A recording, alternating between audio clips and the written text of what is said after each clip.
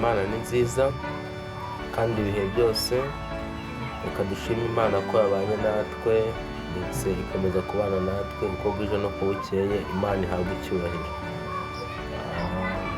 Imana ni nziza rero muri kamere yayo, bigaragara mu burinzi bwayo budahwema kubana natwe uko bwije n'uko bukeye. Imana ihabwa icyubahiro, ariko icyo tugomba kumenya ni uko aya mahirwe tuba twatari kugira ngo twinezeze ngo dukore imishinga yacu twari twarapanze gukora, ahubwo ni ukugira ngo twisuzume turebe aho tutagenze neza mu mibereho yacu ngo tubakosore. Uyu munsi rero nagira ngo twigire kumwe ku byaremwe. Imana yaturemeye ibyaremwe kugira ngo bitubere icyigisho, kandi niko kuri. Iyo ubonye ibintu byaremwe n'Imana, buri kintu cyose ni icyigisho gikomeye cyane. Uyu munsi ndagira ngo turebere hamwe ku nyamaswa z'igasozi. Abantu bize biyoloji barabizi neza ko inyamaswa zose cyangwa se ibinyabuzima byose bigira ukuntu bikenerana mu buryo bumwe cyangwa ubundi, haba mu binyuze mu guhiga, cyane cyane mu binyuze mu gushaka ibyo kurya, niho akenshi bikunze gukenerana. Aho ndavuga ibidahuje ubwoko, ariko nanone n'ibihuje ubwoko nabyo birakenerana. Ndagira ngo noneho turebere ku nzoka ndetse n'izindi nyamaswa ziyihiga. Inyamaswa zihiga inzoka twavugamo nk'ibisiga, amapusi se y'inyagasozi, ariko twavugamo hari n'utundi dusimba twitwa hanibega, ariko abantu benshi ntabwo batuzi. Izi nyamaswa cyane cyane niwo mwanzi ukomeye w'inzoka. Abantu benshi turabizi neza ko inzoka yo ubwayo igira ubumara bubi cyane, aho ushobora no kwibaza ukuntu izi nyamaswa zitinyuka inzoka, kandi tuzi n'ukuntu inzoka zigira ubumara bukomeye cyane. Abantu benshi ngira ngo tunarazitinya, ariko izi nyamaswa zo inzoka zizibonamo nk'ibyo kurya byazo. Nk'uko tubizi neza, ubumara bw'inzoka ni ubumara bubi cyane ku buryo iyi nzoka ikurumye ntuhite ubona ubutabazi bw'ibanze, ushobora no kuhasiga ubuzima. Abantu benshi tujya dutekereza ko ubumara bw'inzoka buba mu murizo, ariko ntabwo ariko biri. Ubumara bw'inzoka buba bene aha ku ijosi, ku buryo iyi nzoka igiye kukuruma ubumara buva hano. Hari umuyoboro uhuje glandi ivamo ubumara n'amenyo. Ntabwo ari buri gihe ngo ubumara bw'inzoka bube buri hano mu kanwa kayo, oya, ahubwo ubumara bw'inzoka buva ahabugenewe bukaza mu menyo igihe cyonyine inzoka ifite uwo igiye kuruma. Bitwara igihe kiri munsi y'isegonda kugira ngo ubumara bw'inzoka buve mu gahago kayo bugere mu menyo. Yego, nk'uko tubizi nanone amenyo y'inzoka ntabwo ameze nk'ay'abantu. Amenyo y'inzoka yafitemo uburyo yifitemo imyanya hagati, ku buryo ashobora kubika utuntu, cyane cyane ubwo ndavuga kuri ubwo bumara bwayo. Ndagira ngo urushinge rwo kwa muganga rutubere uburyo turagereranyamo aya menyo y'inzoka. Murareba ukuntu urushinge rwo kwa muganga ruba rumeze rufitemo umwanya, ku buryo iyo muganga agiye gutera urushinge nyine arapompa umuti ukava inyuma muri serenge bukaza bugaca mu rushinge bukajya mu mubiri wawe. Ni nako amenyo y'inzoka ameze. Ni ukuvuga ngo amenyo y'inzoka nayo ni kuriya ateye, afitemo umwanya muri yo, ku buryo ki ubumara buvaho bubikwa bukaza mu menyo. Twakavuze ku nyamaswa uburyo zitandukanye, uburyo ki zifata inzoka, ariko reka twibande cyane cyane ku gisiga. Igisiga ni kimwe mu nyamaswa zihiga inzoka, ariko muzabyitegereza, ntabwo igisiga iyo kigiye guhiga inzoka gifata ku murizo, no, ahubwo gitagatinga umutwe, kirebera nyine mu cyico. Kimwe n'ibisiga ndetse n'izindi nyamaswa zose zihiga inzoka, zizi neza ko inzoka zigira ubumara, ndetse zizi ko bwangiza. Ari niyo mpamvu nyine zagiye zishaka ubundi buryo bwo ku buryo zahiga izi nzoka. Ariko nanone n'inzoka nayo ibizi neza ko n'izi nyamaswa zazishaka kuyirya.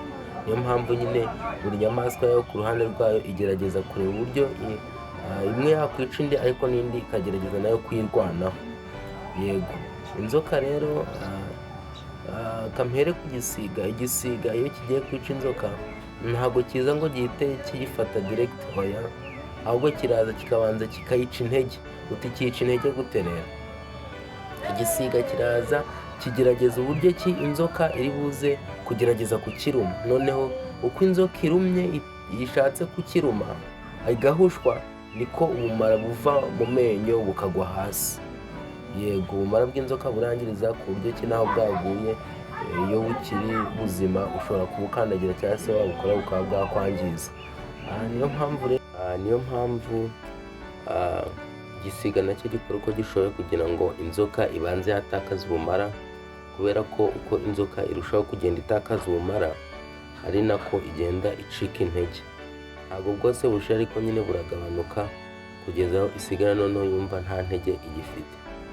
Muri buri ntambwe yose rero igisiga gikora gishaka kwegera inzoka kikorana ubushishozi, kubera ko ikiramutse gihubutse inzoka ishobora kukidoma, bityo ubumara bukaba bwakinjira mu mubiri. Niyo mpamvu rero mu kuyishotora inzoka kugira ngo itakaze ubwo bumara, igenda mu ntambwe yose ikora yitonze, nyine iyikorana ubushishozi pe, uburyo ki n'iyo inzoka ishatse kukidoma gihita gisimbuka cyangwa se kikaba cyaguruka kikongera kikagaruka gutyo. Ariko n'inzoka nayo iba iri gucunga buri muvuma yose igisiga kiri buze gukora, kugira ngo nyine nayo iyitagetinge ibe yagishyiramo ubwo bumara bwayo. Ibyo rero biratwigisha iki? Ni ukuvuga ngo natwe dufite umwanzi wacu ariwe Satani duhanganye. Ni ukuvuga ngo muri buri kantu kose Satani aba atugerageza, kandi Satani atugeragereza mu byo dukunda. Buri ntambwe yose uko tugenda, uko ibyo turya, Satani nawe ahora ducunga kugira ngo abashe kubona aho yaduhera, bityo atwangirize cyangwa se abe yadutera kugwa mu bishuko. Mu Byashuwe igice cya 12 niho handitswe ngo umurongo wa 12, wajuruwe ririmba namwe barimo nimwishime kuko umurezi wanyu ariwe Satani amanutse mu isi.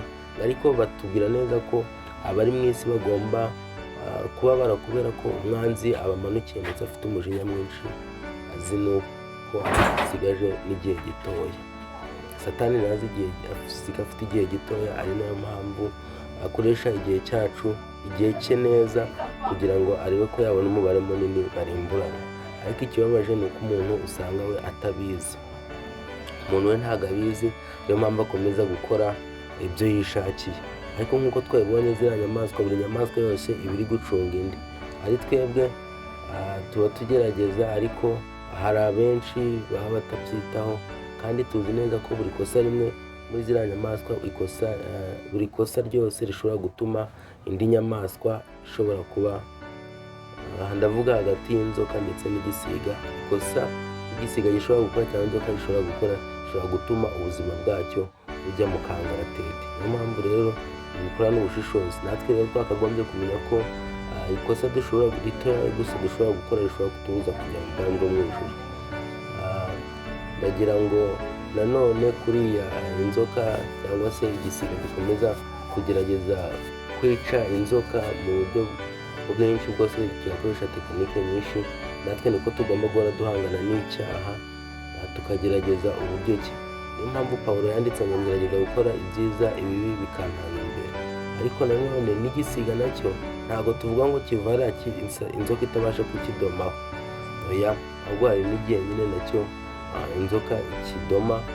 Ariko nanone kuko tubizi ko ziriya nyamaswa ziba zifite ubushobozi bwo kugira ngo niba uburozi bw'inzoka buzigeza mu mubiri babashe kuba bwazica intege, ariko iyo bubaye bwinshi nanone nabwo bushobora kuzangiriza. Natwe rero tugomba guhora duhangana n'icyaha, ntitukagira ubwoba, kuko Kristo ari mu ruhande rwacu. Ntabwo ku mbaraga zacu dushobora kunesha Satani, ariko ku bwa Yesu Kristo no kwizera igitambo cya Yesu Kristo birashoboka. Ubwo rero reka buri wese ajye ahangana n'icyaha, ntabyo kuvuga ngo nawe hari igihe tugera mu bintu tukavuga ati nawe Mana urabizi nta kundi nabikora, ariko nta rwitwazo, kuko buri kantu kose, buri kaha kose nyine buri gakosa kose katicishijwe kazakubuza kugera mu bwami bwo mu ijuru. Rero reka natwe dukoreshe igihe cyacu neza ndetse twigire no ku byaremwe, kuko ibyaremwe bifite icyigisho gikomeye cyane, kugira ngo nanone tubashe kwitegura nk'uko bikwiriye ko Kristo agiye kuza tuzimane mu bwami bwo mu ijuru. Mutumbasira nanjye nisabira mu izina rya Yesu.